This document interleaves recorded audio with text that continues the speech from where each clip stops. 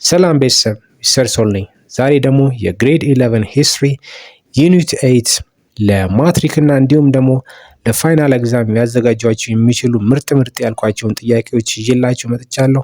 መልካም ጊዜ። ጥያቄ ቁጥር 1 What objective did the Jesuit missionaries pursue in Ethiopia in the 16th and 17th centuries?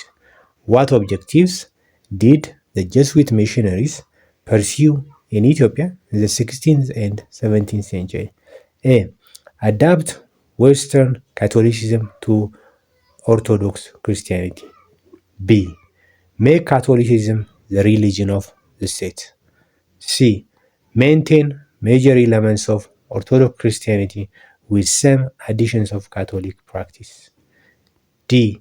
Combine Orthodox and Catholic practices proportionally. Our correct answer is B. To make Catholicism the religion of the state.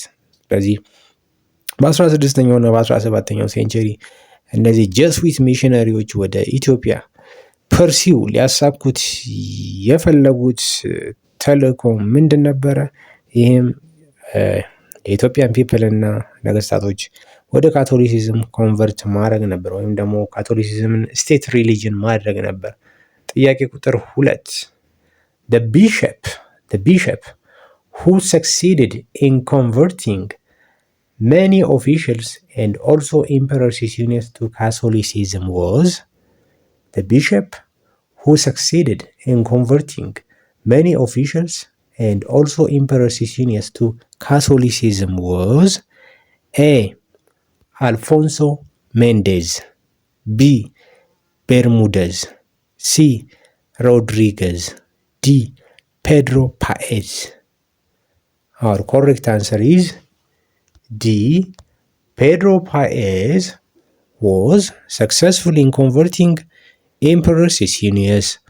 At the same time, other many nobles or officials of Emperor Sisinnius in 1622. Actually 1622 Emperor Sisinnius ነው ኮንቨርትድ የሆነው። ከዛ ቀደም ብሎ ግን 1611 ላይ የኤምፐረር ሲሲኒየስ ወንድም ስዕለ ክርስቶስ was also converted into Catholic religion. Question number 3. The Confession of Glaudius was A. It was written by Andre de Oviedo. B. It was a book that appreciates Catholicism. C. It was a letter written to King of Portugal. D. It was a statement that defends the Orthodox faith. Our correct answer is D. Actually, it was a document or a book written by Emperor Glaudius to defend the Ethiopian Orthodox Church practices. So our correct answer is, at any rate, it's D. Question number 4.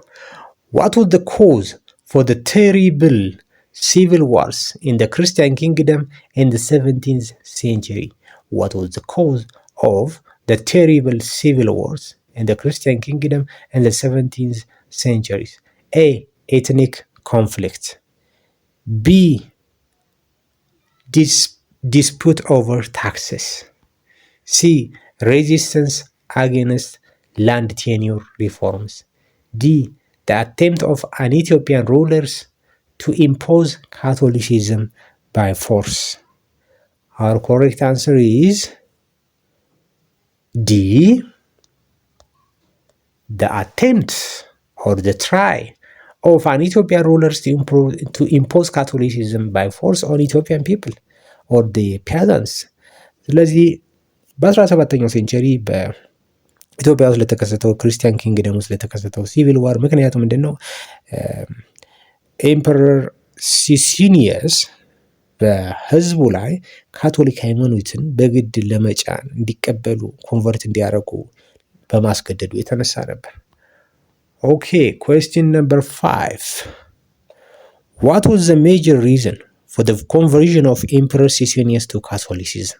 What was the reason for the conversion of Emperor Sisinnius to Catholicism?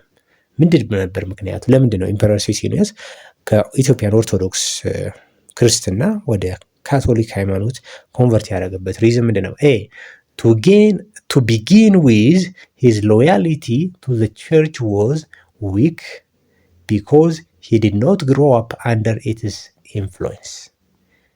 B. He hoped to get the support of Catholic Europeans against internal challenges. B. He was influenced by members of his family who had converted before. D. He was convinced of the superior theology of the Catholic Church. The only and the correct answer is B. Emperor Sisinnius hoped that to get the support of Catholic European military support against his internal challengers. አያችሁ ኮንቨርት ያደረገበት ሪዝን ከፖርቹጊዝ ሚሊተሪ ሰፖርት አገኛለሁ በሚል ነበር። ኮስችን ነምበር ኦኬ ናው ወደ ፓርት 2 እናልፋለን። እስካሁን ስንጠያይቅ የነበረው ኢምፖዚሽን ኦፍ ካቶሊሲዝም። ኦኬ አሁን ወደ ፓርት 2 እናልፋለን። እስካሁን ስንጠያይቃቸው የነበሩት ጥያቄዎች ኢምፖዚሽን ኦፍ ካቶሊሲዝም ጋር የተያያዙ ነበሩ፣ ወይም ደግሞ ካቶሊክ ሃይማኖትን በኢትዮጵያኖች ላይ ለመጫን የተደረገው ሙከራ የተመለከቱ ጥያቄዎች ነበሩ። አሁን ደግሞ ጎንደሪያን ፔሪድ ላይ መጥተናል። ጥያቄ ቁጥር 1 What does the castle of Gondar symbolize? What does the castle of Gondar symbolize? የጎንደር ህንፃ ምንን ያመለክታል? A. The wastefulness of the ruling classes. የገዢው መደብ አባካኝነት ያሳያል ይላል። B. The high degree of urbanization of Gondar at the time. C. External influence on Ethiopian architecture. D. The continuation of building culture from Aksum and Lalibela. The correct answer is, it is very clear, the correct answer is D. It shows the continuation of the building culture from Aksum and Lalibela. ምክንያቱም የጎንደር ህንፃ ጥበብ ከአክሱም እና ከላሊበላ የተወሰኑ ኤሌመንቶችን እንደተዋሰ ማየት ይቻላል። ምክንያቱም በሮቹ ላይ፣ መስኮቶቹ ላይ፣ ሌሎቹም ስነ ህንፃዎቹ ላይ እነዚህን ኤሌመንቶች ማየት ስለሚቻል። Question number 2. Which of the following rulers of the Gondarian period or the Gondarian era tried to carry out an extensive reform of land tenure and taxation? Which of the following rulers of the Gondar era tried to carry out an extensive reform of land tenure and taxation? Okay. ከጎንደሪያን ፔሪድ ነገስታቶች ውስጥ የመሬት ህግን ወይም ደግሞ የመሬት አስተዳደርና ግብር አከፋፈል ስርዓትን ለማዘመን የሞከረው የትኛው ነው? ኤ ኪንግ ፋሲለደስ፣ ቢ ኢያሱ ዘ ፈርስት ኦር ኢያሱ ዘ ግሬት። ኦኬ አም ሶሪ። ኤ ፋሲለደስ፣ ቢ በካፋ፣ ሲ ኢያሱ ዘ ፈርስት ኦር ኢያሱ ዘ ግሬት፣ ዲ ዮሐንስ ዘ ፈርስት። አውር ኮሬክት አንሰር ኢዝ ኢያሱ ዘ ፈርስት ኦር ኢያሱ ዘ ግሬት ነበረ። የመሬት ህግ እንዲሁም ደግሞ የግብር አከፋፈል ህግን ለማዘመን ወይም ደግሞ ሪፎርም ለውጥ ለማድረግ የሞከረው እሱ ነበር። Question number 3. Which of the following individuals personifies the great influence that women had in Ethiopian politics during the Gondar era? Actually, who dominated the politics of the last period of Gondarian period እንደማለት ነው ይሄ ጥያቄ። A. Queen Eleni, B. ኢቴጌ ምንትዋብ፣ C. ኢቴጌ ጣይቱ፣ D. ባቲደል ወንበራ። Our correct answer is going to be B. That is ኢቴጌ ምንትዋብ dominated the politics of the last stage of the Gondarian period. Question number 4. The core province of the Gondarian kingdom were A. ጎጃም ኤሪትሪያ በጌ ምድር፣ B. ሸዋ ትግራይ ወሎ፣ C. ሰሜን ሸዋ ኤን ጎጃም፣ D. በጌ ምድር ጎጃም ሰሜን ትግራይ። The correct answer is D. በጌ ምድር ጎጃም ሰሜን ትግራይ were the core centers of the territory of Gondarian period. Question number 5. Identify the true statement about Gondar. Identify the true statement about Gondar. A. It was one of the mobile capitals. Okay, ጎንደር ሞባይል ካፒታል ነበረች እንዴ? It was one of mobile capitals ይለናል። B. It was established by King Minas. ጎንደር በሚናስ ነበር እንዴት የመሰረተችው? C. It was established by the Jesuit missionaries. D. It was permanent capital city of the Christian kingdom. Our correct answer is ስለ ጎንደር ትክክል የሆነው ኤም ብናይ ሞባይል ካፒታል አልነበረችም ጎንደር። ኢት ዋዝ ፐርማነንት ካፒታል ነች እንጂ ሞባይል ካፒታል ስታብሊሽ ባይ ኪንግ ሚናስ ይላል። የመሰረታት ማን ነው? ፋሲለደስ ነው። ሲ ኢት ዋዝ ስታብሊሽድ ባይ ጀስዊት ሚሽነሪስ፣ ያው ፋሲለደስ ነው የመሰረታት። ትክክለኛው መልሳችን የሚሆነው ዲ ነው። ኢት ዋዝ ፐርማነንት ካፒታል ሲቲ ኦፍ ዘ ክርስቲያን አይላንድ ኪንግደም። ኩዌስችን ነምበር 6. Which of the following rulers brought an end to Catholic influence in Gondar by expelling the Jesuit missionaries? A. Iyoas. B. Fasilides. C. Iyasu the First.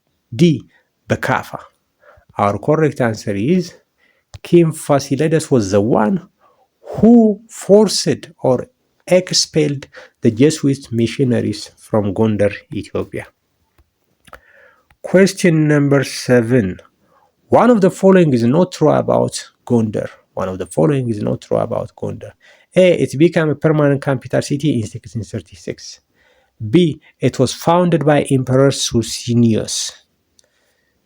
C. It promoted cultural revival of the Christian kingdom. D. Its prosperity mainly benefited the ruling class. So መልሳችን ምን ነው የሚሆነው? One of the following is not true about ጎንደር ነው የሚለን። እስቲ ኤን እኔ it is true የካፒታል ሲቲ የሆነችው 1636 it was founded by Emperor Suetonius ይላል። false, it was founded by Emperor ፋሲለደስ። ስለዚህ ያልሆነው እውነት ያልሆነው ቢ ነው ማለት ነው። question number 8. One of the following is wrong about the Gondarian period. One of the following is wrong about the Gondarian period. A. Gondar served as a permanent capital. B. Gondar was founded by Fasilides. C. The period includes ዘመነ መሳፍንት. D. The ruling class led a luxurious life. ያልሆነው ነው የሚለን wrong. ኦኬ እውነት ያልሆነው ወይም ውሸት የሆነው የትኛው ነው? ኤ ጎንደር ሰርቭድ አስ ፐርማነንት ካፒታል ትክክል ነው። ጎንደር was founded by ፋሲለደስ ይሄም ትክክል ነው። ሲ the period includes ዘመነ መሳፍንት። ዘመነ መሳፍንትንማ አይይዝም፣ ምክንያቱም ጎንደራውያን ፔሪድ የሚባለው ዘመን ከ1636 እስከ 1669 ያለው ዘመን ነው። ዘመነ መሳፍንት የሚባለው ከ1669 እስከ 1855 ያለው ነው። ዲ ምን ይላል? ዘ ሩሊንግ ክላስ ሌድ ለግዠሪየስ ላይፍ ትክክል። ስለዚህ መልሳችን ያልሆነው ወይም ፎልስ የሆነው ስለሚል ይሄ ነው ማለት ነው። Question number 9. The decision of Fasilides to move to Gondar to make it the capital of his kingdom as of 1636 is said to have been influenced by A. Economic consideration related to the desire to collect ample revenue from traders. B. Religious considerations related to his desire to restore the traditional Orthodox faith. C. Strategic considerations related to the geographic location of Gondar as the center of long-distance trade. D. His long-term plan to make the town a regional center for religious learning. So our correct answer is A. Our correct answer is A. An economic consideration related to the desire to collect ample revenue from traders. ታክስ ለመሰብሰብ በማሰብ ነበር።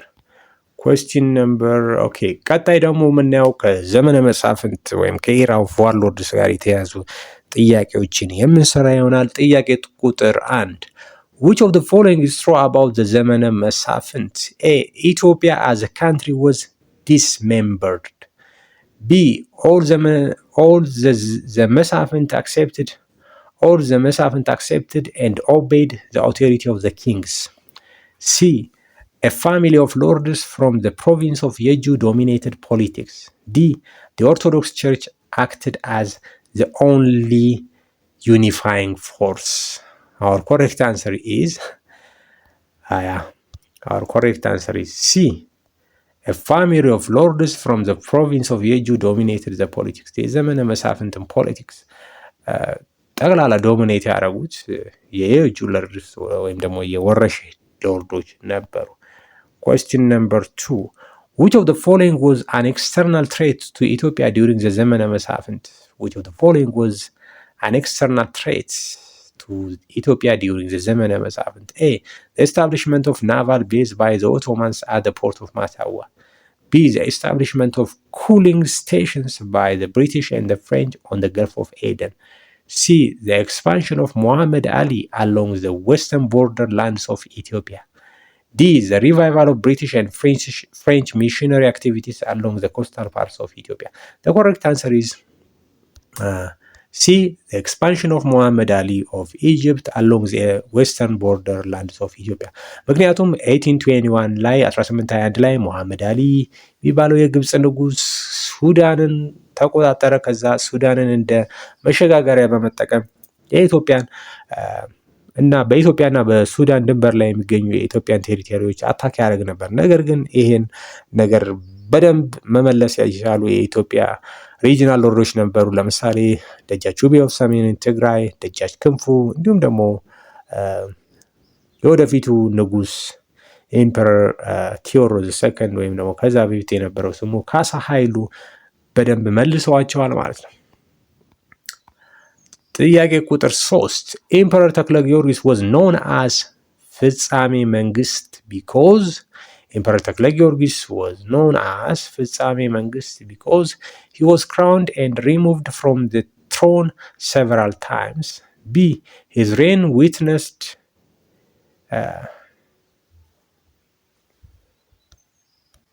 B. His reign witnessed unseen devastating civil war. C.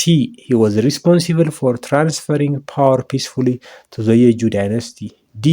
His reforms led to the disintegration of the power of central government. The correct answer is he was crowned and removed from the throne several times. Actually 6 times ነበር ወደ ስልጣን ላይ ሲወርድ ኦኬ 6 ጊዜ ስለተቀያየረ ነው ፍጻሜ መንግስት የተባለው የሱ ዘመን።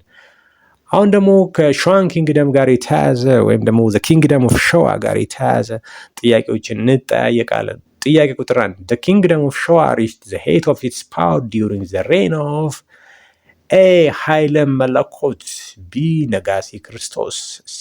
ሚኒሊክ II D. Emperor ሳህለ ስላሴ D. ሳህለ ስላሴ Our correct answer is ሳህለ ስላሴ። በሳህለ ስላሴ ዘመን ነበረ ኪንግደም ኦፍ ሸዋ the height of its power zenith ወይም ደግሞ ፒክ ላይ የደረሰው ስልጣኔው።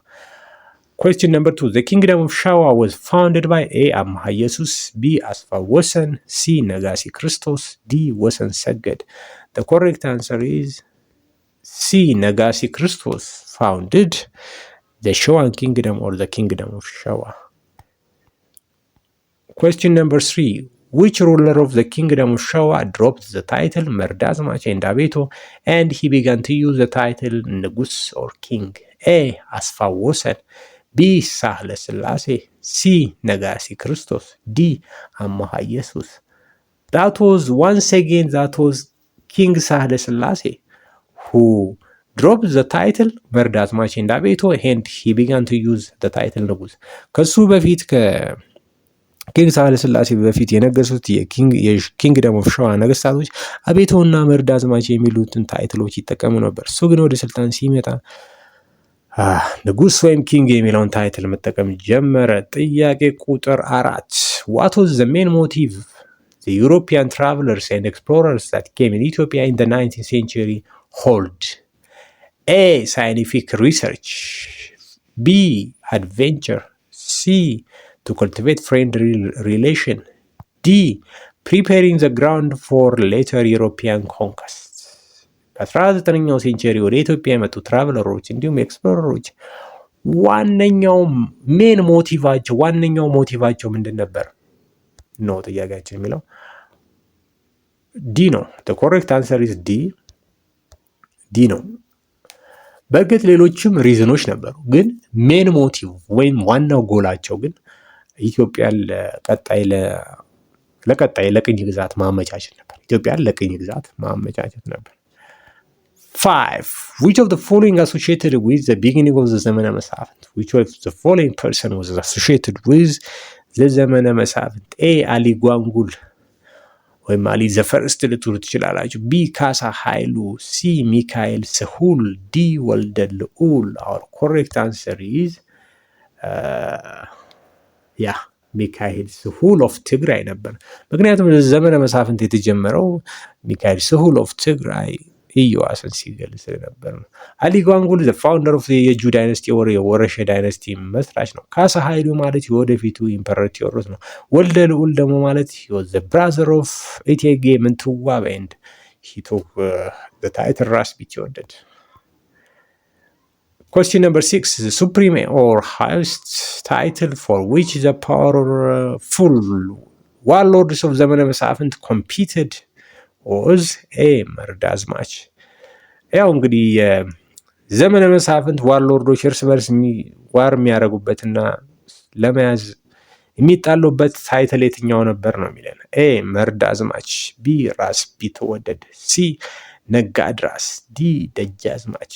እንግዲህ የዘመነ መሳፍንት ዋርሎርዶች እርስ በርስ የሚቀጣቀጡበት የሚጣሉበት የትኛውን ታይትል ለመያዝ ነበር? ራስ ቢትወደድ የሚለውን ታይትል ለመያዝ ነበረ። Question number 7. The immediate factor for the shift of the political center of the Christian kingdom from the Shoan highlands to Lake Tana region was A. The exhaustion of life-supporting resources in Shawa. በሸዋ የነበረው ህይወትን ደግፈው ወይም ለመኖር የሚጠቅሙ ሪሶርሶች መሟጠጥ ወይም ማለቅ ነው ይለናል። ቢ. The pressure of the Oromo population movement. C. The continued attack from Adal.